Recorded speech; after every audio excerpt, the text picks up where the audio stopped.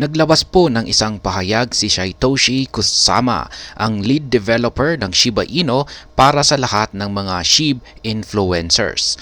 Ang mga SHIB influencers ay mga kilalang tao na nagpro-promote dito kay Shiba Inu. Ang kanyang pahayag na ito ay para magkaroon daw ng unity push o pagkakaisa.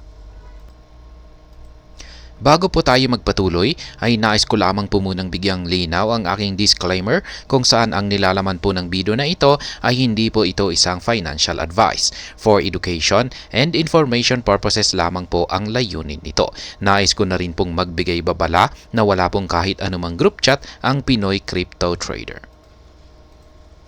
Lahat naman po siguro ng mga holders at investors ng Shiba Inu ay kilala si Satoshi Kusama dahil sa lahat po ng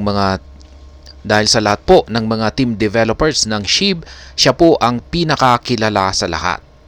Ngayon, siya po ay nanawagan sa lahat ng mga SHIB influencers at kasama na po dito ang mga content creators para magkaroon ng unified effort o pagtutulungan.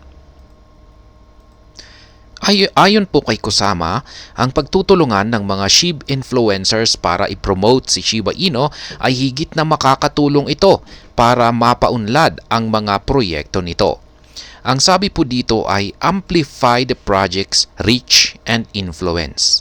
Ibig sabihin, sa tulong ng mga SHIB influencers ay mas makikilala ng maraming tao ang Shiba Inu na siyang magpapalago o susuporta sa mga proyekto nito.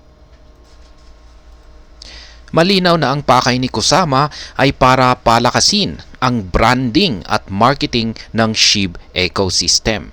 At ang kanyang paghingi ng tulong sa mga SHIB influencers ay masasabi ko na isa po itong epektibong paraan ng hindi nangangailangan ng gastos para i-promote ito.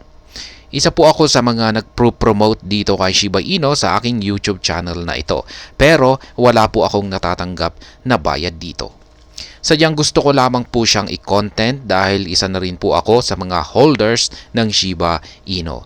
Maliban po dito ay marami na rin po sa inyo ang mas gustong malaman at interesado sa mga balita kay Shiba Inu. At hanggang dito na lamang po tayo sa video na ito mga ka-crypto. Sana po ay inyong nagustuhan ang aking paliwanag sa video na ito. Kung inyo po itong nagustuhan, pakiclick lamang po ang like button nito. Para naman po sa mga bago lamang dito, kayo po ay aking inaanyayahan para mag-subscribe.